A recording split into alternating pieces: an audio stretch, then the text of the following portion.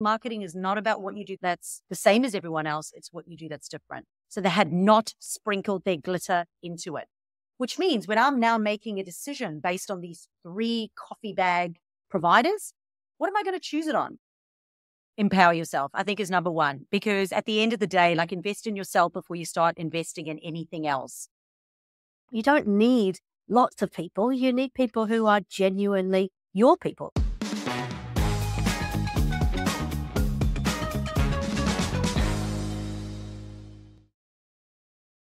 Welcome to another episode of Better Business, Better Life. I'm your host, Debra Chantry-Taylor, and as you know, I'm passionate about helping entrepreneurs lead their ideal lives by creating better businesses.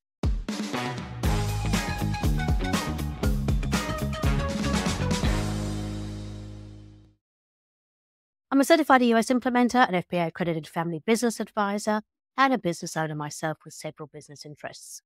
I work with established business owners and their leadership teams to help them live their ideal entrepreneurial life using EOS, the Entrepreneurial Operating System. Today's guest is a good friend of mine through a business networking group that we're both part of. She is an international award-winning marketing strategist. She has got a holistic background and is an ex-triathlete. She will openly admit that she's really more of an offline girl, which means she loves teaching people how to do online right, so they haven't got to do quite so much of it in their time. Her name is Chantal Gerardy. She's the founder and director of Online Business Marketing. So, welcome to the show, Chantal. How are you? I'm amazing. Thanks so much for having me here today. Oh, absolute pleasure. We've obviously met quite a few times in real life. And in my introduction, I mentioned, you really are more of an in real life type person, but your specialty is around the online environment and how people can actually make most of that. Tell us a bit about your journey, because this wasn't your first gig, right? Nah, completely fell butt first into it all. And I actually owned health, wellness and fitness centers for 25 years. And when I was in South Africa, everyone knew who I was. Getting clients was really easy, word of mouth, your mum and dad, you go to school. It's really easy. And then all of a sudden I moved to Australia and I didn't know anyone, had no help. I had 3 daughters under the age of 5 years old. And I was going to stay home, look after the children. And then my husband lost his job twice in the first 4 years. So when that happened, we're still paying away into the country and there was no welfare or Centrelink or anything. And I was like, well, I can't get to networking groups. How do I meet people? How do I grow a business? How do I get my brand out there? How do I communicate my point of difference, especially with 3 small kids running around? And I started to play around on Facebook and I did a lot of spammy, not so great things in the beginning, I have to be honest. But what I worked out was there was an easy and effective way for you to be able to go out onto social media and effectively communicate what you do without having to spend your life online, because I am non-techie. If you go to my social media, you will see I spend most of my time offline. I'm a player. I love to play. I love to get out and about. I love to be offline. I love to be active. And I just want to be able to use online marketing without having to spend my life online. And that's literally how I fell into it, because I opened up a health, wellness and fitness center within about 5 years and turned it into a 6-figure business without ads, without outsourcing, without really knowing what I was doing.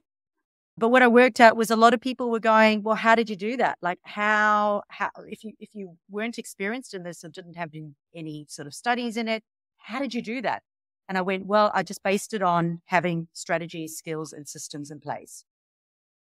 Perfect. Okay. So we can talk a bit more about that, because I know that a lot of the clients that I work with, we always had the main functions, the main accountabilities in EOS, and one of those main functions is sales and marketing. And I can argue for them being together, and I can argue from being apart, but they're often lumped in together. And often the person who kind of ends up with that seat is somebody who is very, very good at the sales side, but doesn't really understand the marketing side. And it's often they're like, well, we just don't know what to do. So they'll outsource it. And outsourcing it is great. That gets rid of having to do it, but it doesn't always produce the results they expect. So tell us a bit about, what happens in that situation. Sure. I love it. I love everything that you said. I just got so excited. So a salesperson is very salesy. And when it comes to social media is very much about social media. I always joke that the only reason I was able to wing it was because I'm a social person. So I treated it like I wasn't a marketing person. It's about effective communication. But a couple of things there that you said is obviously having the right person in the right seat. So working on whether or not that salesperson can be taught, because they can, but they've just got to learn how to effectively communicate, respecting the audience and respecting the platforms. They can actually be taught to do that role if they want to learn that role, if they really want to learn it. If not, then 100%, you can outsource that to somebody else.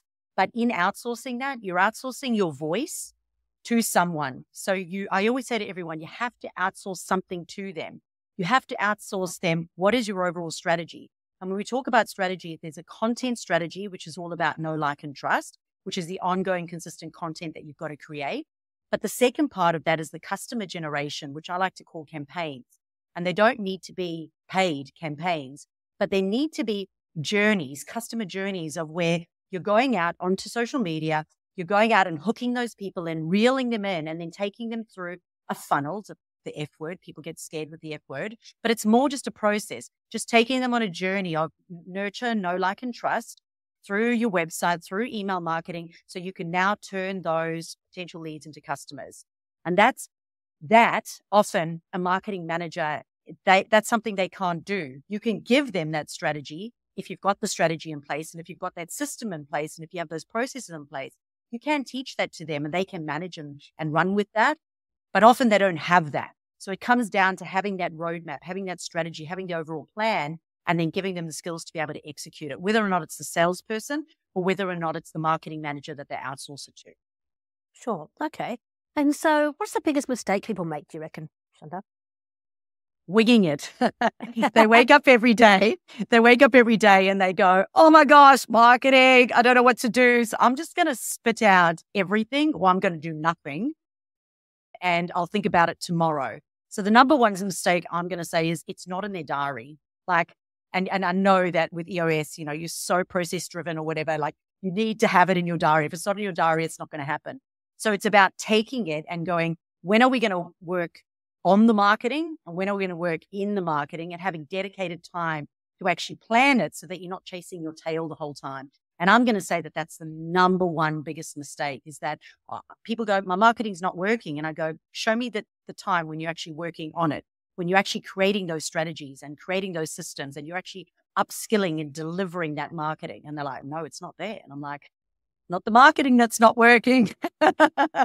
It's you and your time management. So. Perfect. And you're absolutely right. I mean, I think people just do ad hoc stuff and expect that it will actually happen. But we don't do that in any other area of our life, do we? It's not like, in our business, we set up systems and processes in terms of customer delivery, in terms of customer journey. It's interesting you mentioned the word funnel and you kind of went, oh, people don't like that. It has been overused, right? But in reality, there's nothing fancy necessarily about a funnel, is there? So what does a funnel mean in your language? So funnels are fun, and I think firstly, let me just handle the misconception here.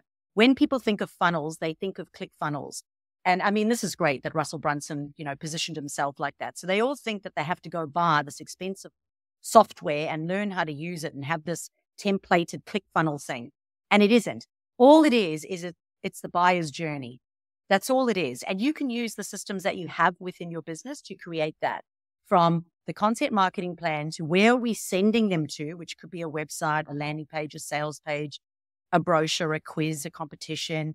And then from there, capturing that lead and taking them to the next step. So for those people who want meaningful marketing, which is the name of my podcast, the Meaningful Marketing Podcast, it's all about your marketing being meaningful, meaning I want relevant conversations with people. I care about my potential customers. I care about the content that I put out there. And I care about the next steps that I'm going to take them through, which are the logical steps that they would take. Often people come to me and they go, I want them to do this, and then I want them to do that, and I want them to do this. And I'm going, that's not logical for that person. It has to be, it's got to be good for you and work for you, but it needs to be logical for the customer as well. So we can take them through the logical steps, through the systems you already have. You don't need fancy click funnels. And then take them through that system of know, like, and trust. Continue to build that relationship and then continue to re-engage them and build it up so we can turn those leads into sales. And that really is a funnel. It's about having an ongoing conversation that's relevant and meaningful for both of us.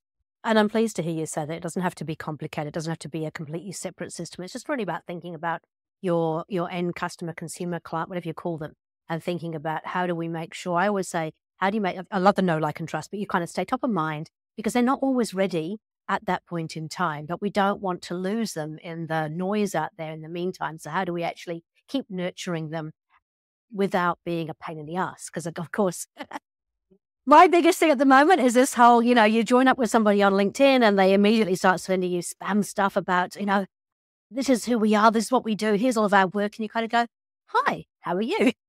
where was the social side of it before we got straight into selling? Yeah, 100%. And that's exactly right. And, it is slightly more acceptable on LinkedIn to have the appointment setting DM strategy. But what happens is people, again, they just outsource it to someone who's got templated content, who's putting it in, and now it's not relevant. It's not meaningful. It doesn't connect. And this is where we're losing people. So people are trying to do the quick fix thing, but we're losing people along the way. Because it's called social media for a reason. And that is because it is humans working with other humans, interacting with other humans in a social environment. The only difference is we're not actually physically in person. We're in an online environment. So it's funny how people seem to treat it quite differently because you'd never do that in real life. Can you imagine if you kind of just walk down the street and kind of read somebody who walked past you, went straight up to them, hi, my name's Debra. How many US implemented? Here's our clients and, would you like to have a conversation with me? You just wouldn't do it in real life. And yet somehow we feel like it's okay to do it in a social environment. So social media, tell me how do you, because you've talked about Facebook, talked about LinkedIn. What's your how do you see social media playing a part? Yeah, there's a couple of S words that I use for this. So a couple of cheats when it comes to social media so that you're not spammy or salesy, but rather building those relationships. And that is share success stories, share your own point of difference, share other people's points of differences, share statistics. What are the other S's? There are a few more other S's as well. I can't think of what they are right now. But yeah, there's a couple of S words. And if you just continue to that, especially storytelling is one of I always say the biggest cheats in the world. Go out today, because people go, I don't know what to put out there. Go out today and just tell the story of how you helped Mary with this problem get this result. Like, doesn't get easier than that.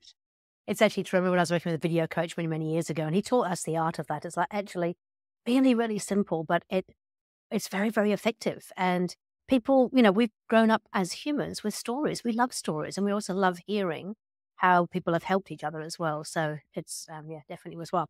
Okay, so share your success stories, share your own point of difference, share other people's point of difference. So really it is about sharing rather than selling, isn't it? It's like, don't just throw shit at people, but actually give them something that they want to engage in?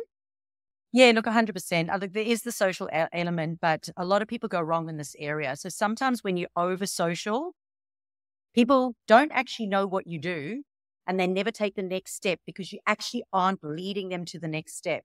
So if you're still sharing a story, you can still say to them, email me back, message me if you'd like more on this.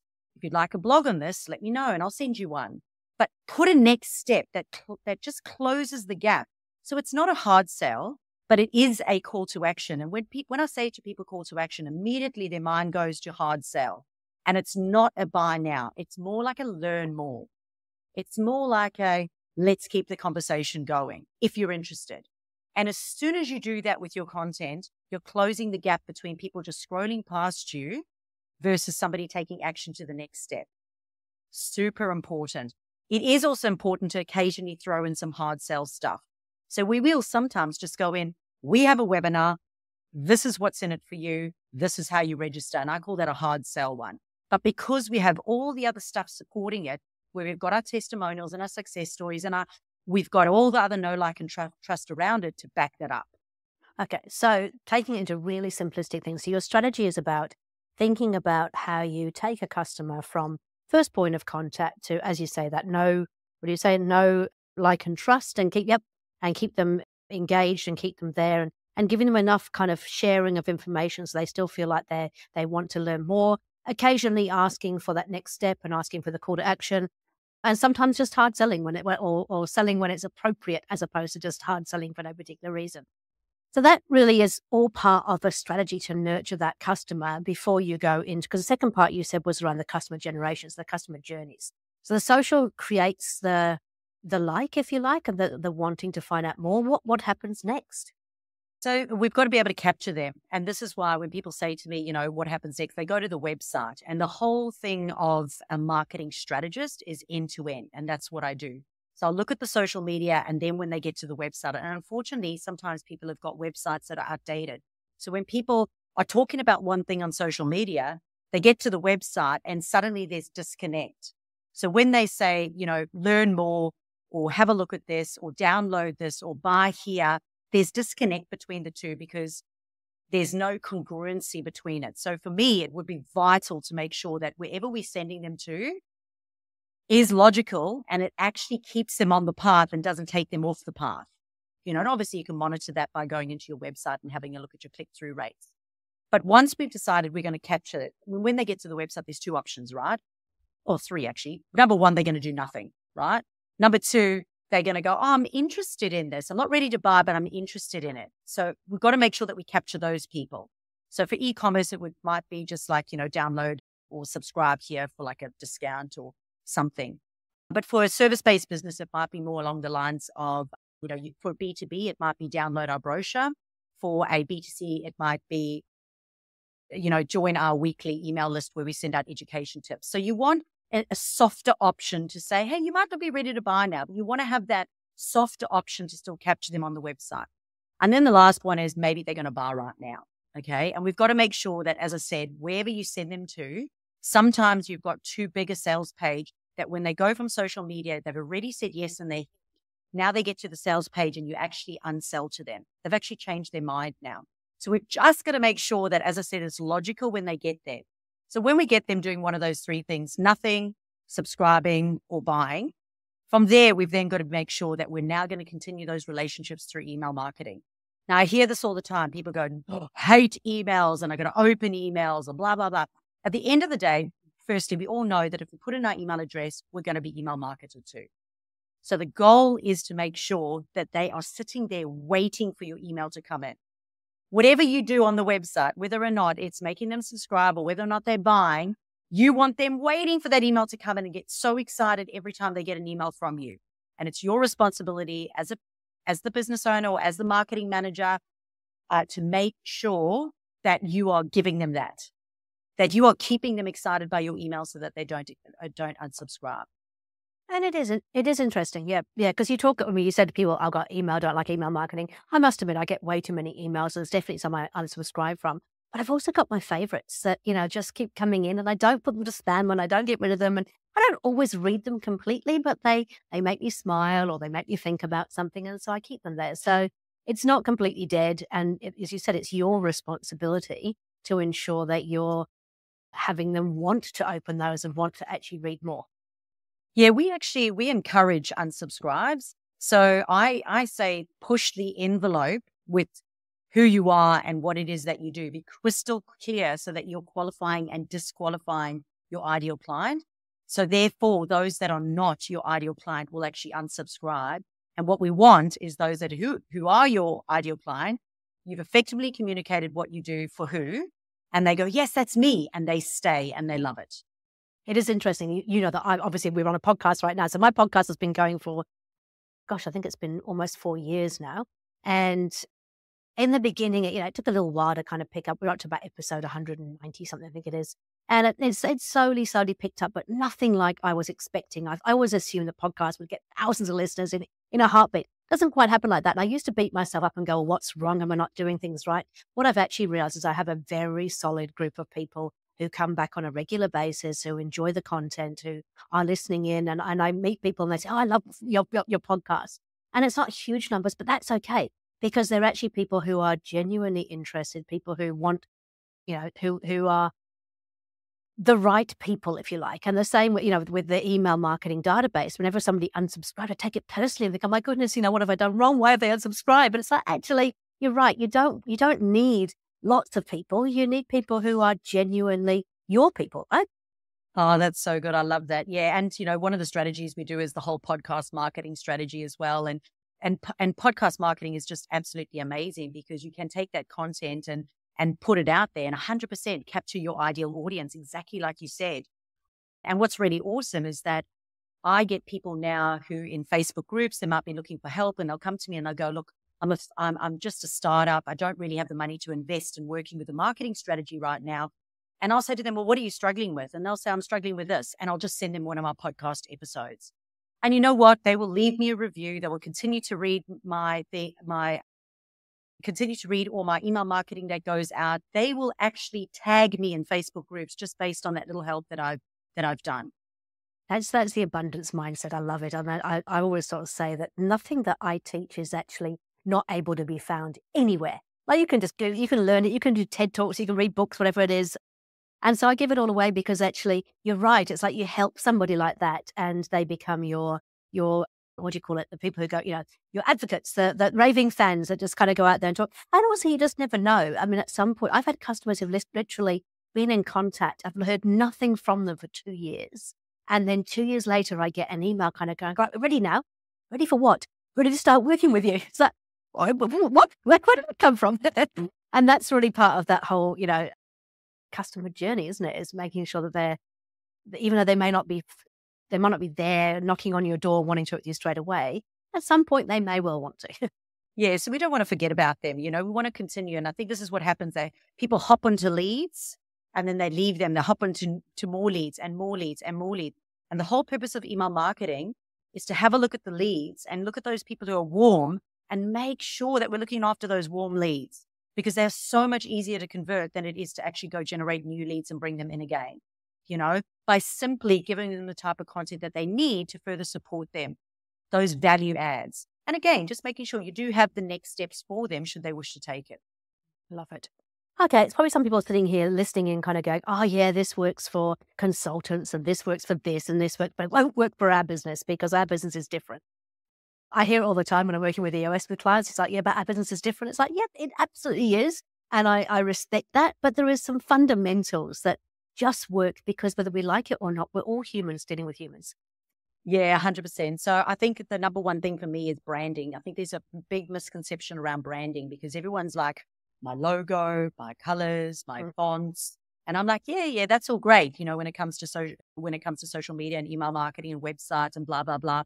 But the reality is we have so much flash past our eyes on a daily basis that the reality is what's more important is your key messages, your mission statements. So your content plan, when it's got the same words that you're continually using, those key messages, they become your tone, your voice, your branding, so that you become known in that space. And so many businesses, like you said, the fundamentals, the foundational stuff, whatever business it is, you've got to know what those, I call it your glitter. What is your glitter that you're going to be sprinkling out all the time in social media so that you become like McDonald's Big M? So when people scrolling past McDonald's Big M, they see it. And it'll be more powerful than your logo, more powerful than your branding or your colors. Those words that you're consistently putting out, those key messages, those mission statements, that tone, that voice, that will be memorable when it comes to social media and email marketing. So most businesses don't have that clearly defined, or for their marketing managers or sales team. Yeah, and it's all it's part of your marketing strategy, but it's also about part of your voice and part of I suppose, what do you want to be known for? I'm in the middle of writing a book at the moment. I did a book writing workshop with a couple of people, a couple of editors the other day. And yeah, one of the things that they said was you've got to know your audience. Like you can't be everything to everybody. You need to just be very specific about who you're trying to talk to. And I think that's probably the biggest mistake a lot of my clients make is you ask them, because we ask them in EOS, we have a version of a marketing strategy. What it really is who is your ideal client and what are they looking for from you? So that's what we get to. And it's really about, they go, oh, well, everybody. Well, you can't be everything to everybody. You can't. It's like, there must be, what's your ideal client? If I asked you to list your, how many clients you've got, which ones would you sack in a heartbeat and which ones would you love to have more of? Because there will always be certain clients that we don't necessarily want more of them and other clients we absolutely do want more of them. So it comes down to, thinking very clearly about who is it you're going after and then making sure your messaging is appropriate for those people. Is that right? Oh, 100%. I always say it's like dating. If you were dating and you went on a date with somebody and he was a piano player and then you went on a date with someone else and he was an AFL player, you don't want to be talking to the AFL guy about piano and you don't want to be talking to the piano guy about AFL. you're probably not going to get another date. That's so true. Okay, so from an overarching point of view, people sitting here listening and saying this all makes perfect sense, but where do I get started? So if you haven't got a marketing strategy and you really are just doing the ad hoc stuff, or maybe not even doing anything at all, because I think a lot of people, it's so overwhelming, they think, oh, well, we won't go there, it's too hard. Yeah, where do they get started? I definitely think you need to have that time in your diary for you to meet with your marketing manager. So your marketing and sales team, and they really should be in the same room together for this meeting, because you want to make sure that they're using the same language. You don't want the salesperson and the marketing person using different language. Heard about this last week, actually. Somebody got in, actually, it was one of our friends, actually. He was talking about how the marketing was, go have a look at his post. I'll give you another clue. And he said something around, we shared the Philippines. We sat on the beach in the Philippines drinking coconuts together. Now you know who it is. Go and have a look at his post. But he said something about the marketing person the marketing got him so good, got to the salesperson or whatever, and there was complete disconnect. Just like complete, like wrong sort of thing. So you want to make sure that the marketing and the sales process, that everyone's using the same language and it's congruent.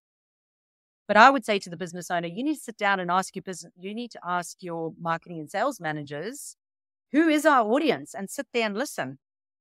Ask them, what are their pain points, their needs, their aspirations. Then ask them to effectively communicate the outcomes of what you're selling. Because I can tell you right now that when I sit down and I do VA training, and I train VAs in marketing management and handing over the strategy and marketing plan and make sure that they get it right. And the amount of times when you go in and you ask them, they've got no idea. They got actually no idea what they're selling. They don't know how to communicate it. They don't know who the audience is. So you need to be asking or having these conversations and making sure that they truly do know who that audience and what your offer is. Making sure you get the right people in the right seats. Making sure that they're upskilled in that area. As long as they've got the attitude to learn, like they've got the right attitude, you can upskill them. As I said, they can't usually create the strategy or the plan. You need to give them that strategy and plan. And I think you made an interesting point there, outsourcing. I mean, outsourcing is becoming very popular these days, and it's certainly great because it means you can get a whole lot more work done, often for less investment. But the reality is the people that you're employing, whether they be VAs or EAs, Philippines or other places, they're not going to be able to come up with a strategy. They're very, very good at execution, but only good at execution. Execution is only as good as the brief, right? So you can put stuff out there, but if it's not the right stuff, it's kind of wrong. So tell me about the work that you do there with those people. I'm really interested to sort of see how you manage that, because I must admit I've got some frustrations around sometimes with the VAs that they're so, like, don't get me wrong, they're beautiful. They do what you ask of them, but like I said, it's shit in, shit out, and often my brief isn't very great, and so of course the stuff that comes out is not that great either. So again, there needs to be time in your diary. So for me, it's on a Monday. We sit down and we look at all their tasks for the week. And I see how competent they feel in it and how well they understand the task. And then on a Friday, we do a review session. So we look at data and we review what's been done, what they struggled with. And we because issues is part of the EOS thing, we encourage problem solving strategies. So it's around, if you want to come to me, I want you to come to me and ask me questions, but then I was getting bothered all the time, which was a nightmare. Then I was like, come to me with 3 possible solutions. And now I come to me hardly ever because I'm encouraging problem solving things. But of course, you've also got to make sure that you have systems and processes in place. So do you have training like in your diary each week? So for us, there's a Monday meeting, there's a Friday meeting, and then there's a training session with each of my VAs each week. So I have that allocated time in my diary where they can come in, they can ask me questions. I have more control over that now. That's their time that they can ask me any questions, or I can support them in that role. I also get them then to support each other in that role too. So, and I completely, again, fell into this. So before COVID, I was really about empowering business owners and the marketing managers, which was usually the daughters and the wives, and it was the business owner. Then COVID happened, and then outsourcing became a massive thing. And everybody had this problem where they were hiring and firing and rehiring and firing and hiring. And it was an absolute nightmare. They were wasting so much time, and it was so frustrating for all of them. And they were going, I really like this person, but they're just not doing anything. And then I'd have a meeting with them and the VA's going, I'm sitting here, but I don't know what I'm supposed to do. I want to do it, but I don't know what to do. And the business owner is going, I'm so busy, but I just want you to do stuff. And I'm like, oh my God. Let's just take some time out. Let's get the strategy. Let's get the content plan. Let me train them on it so that they can just get on with it. And I can even hold them accountable if you want me to, So it's just about putting a structure in place. But it's about having a plan. And this is the thing. If you think about it's what EOS is all about, is that most of the businesses I work with have been around for a long, long time, right? Often 25, 30 years. And they know what they do. They know how they do it, but they don't actually have a long-term plan in terms of what they're trying to achieve. And I always talk about, it's my favorite quote in Alice in Wonderland, is when Alice arrives where the Cheshire Cat is at a fork in the road, and she asks which road she should take. And he asks her where she's going. It's like she doesn't know him. So if you don't know where you're going anyway, we'll get you there. And that's the thinking that has to come into it. And then once you've got that plan, then you can start to make sure. But again, you wouldn't employ somebody locally and just expect, here's the plan, off you go do it. You're going to spend time training them. And yet for some reason, we seem to think outsourcing that we don't have to do that. And it's just not true. No, it's just it's a quick thing. It's a quick fix mentality, and it's a magic pill mentality, So then people are like, oh, why must I pay for you, Chantal, to come in and do the strategy and the plan and upskill the VA? And I go, oh, you can just carry on hiring and firing and rehiring and and still have for you and still have no strategy and have no plan, right? So the other issue we have is that often with virtual assistants, they might get somebody in a dedicated role. So I'll use the one that I've got at the moment. So it's an accountant. So they specifically needed a virtual assistant that is skilled in accounting. So they hired an accountant, okay, like an accounting VA. They have her for 40 hours a week, but she's only utilized for 20 hours of that week. But they don't want to lose her because they love her and they want her to stay in that role. But then they're like, we really need you to be doing something else in the other 20 hours. So we asked her, do you want to learn how to do the marketing and send emails? And she's like, yes, I'm happy to learn. So that accounting firm is like, well, we've got no time to train her. We've got no idea what she's supposed to do or what she can do, So then they're just like, Chantal, you do it. I'm like, sure, I'll do it. Okay, perfect. I've got some really good tips there. So, I mean, it really is about, everything comes back to making sure we've got that strategy in place first, and then working through what we're going to deliver on that, how we're going to deliver it, and giving the people the right tools, the right training, and the right accountability too. I mean, it's just all like EOS. At the end of the day, if you don't measure it, it isn't going to get done. If you haven't got a plan, you're not going to get there. It's really just about the same thing applies to your marketing as it does to your business. What is the plan to get to where you need to get to? And I'm guessing there is also, it needs to adjust, which is why we get together every 90 days. It's because actually things change and you need to be able to take advantage of that change, but you need to have a focus for that 90 days. I'm assuming things change a lot in marketing as well.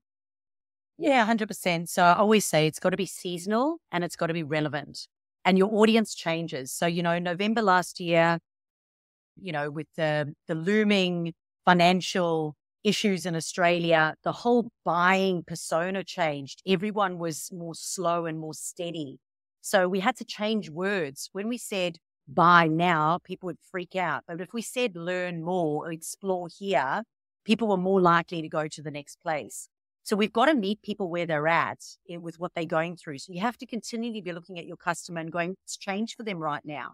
If they're a little bit scared about the financial problems right now in the country and that, what is that going to make them do? Well, they're not going to want to click buttons and book calls. But if you say choose a time to chat, they're more likely to do it. So you have to constantly be reviewing the words that we're using and the process that we're taking them through. You have to make sure that it's still relevant for them, because you cannot just, keep spitting out the same thing and hope it's going to work. Like you said, you're looking at the data. If suddenly like that lead magnet was working so well and you were getting all these inquiries and all these conversions, now it's not working anymore. Well, don't wake up and go and do the same thing expecting a different result. Look at where in the pipe is it slowing down, and what can we do to change that? Perfect. One of the questions I actually had written down here was around measurement. So I think this is one of the things that I certainly fail. I'm a marketer from way back, right? So I know all this stuff, but doesn't mean I do it very particularly well. And one of the things we don't do particularly well is actually measure. So, there's no other part of the business that I would not have data to ensure we're getting the right results. But in marketing, it's kind of fallen a bit by the wayside. And I think it's because it feels overwhelming. Like with all the different channels and things we have these days, I just don't know. I mean, not that I would have to do it, but I just don't even know where to start in terms of looking at the data and going, what can I do with this? Sure.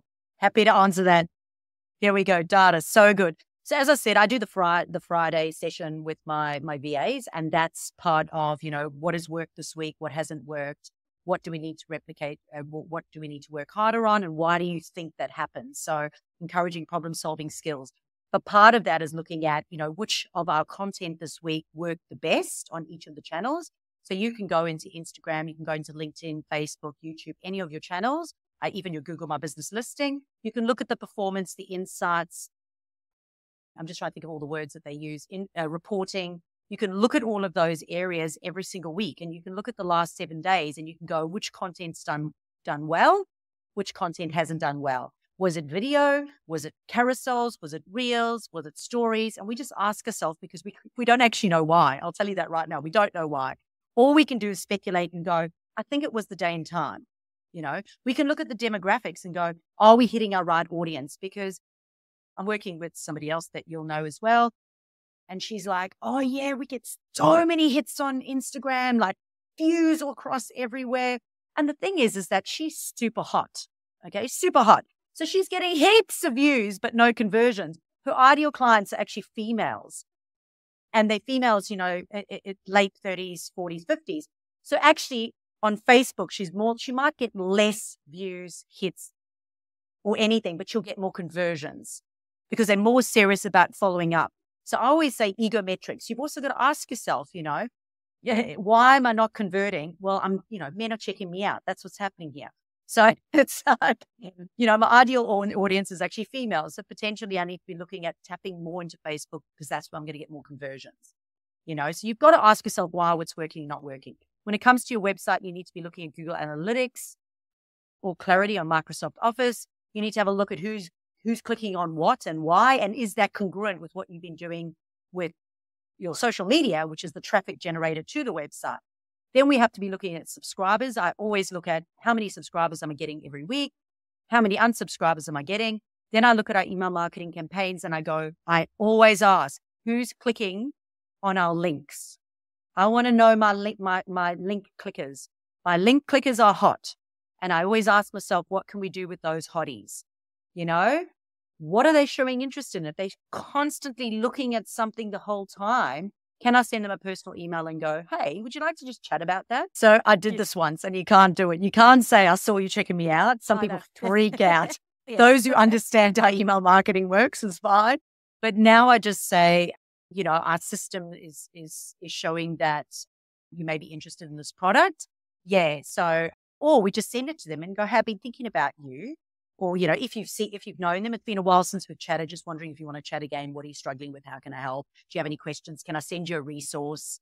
Just showing interest, genuine interest. Like you said, if you ran into someone that you haven't seen in a while, how would you greet them? What would you say? What would be relevant? Perfect. Just you mentioned one more thing, which also prompted another thought for me. So Google My Business, really underutilized, right? So, I mean, that is, I know, I'm a big Google My Business fan, so I've got a lot of stuff on there, but it's interesting that it's not really well utilized. And of course, when people Google for certain things, particularly services, but also products, the first thing that's going to come up is your sponsored ads and then your listings of the people in the area, and then some more sponsored ads and then some other stuff. So it's actually quite important that you have a good presence on Google My Business to be found.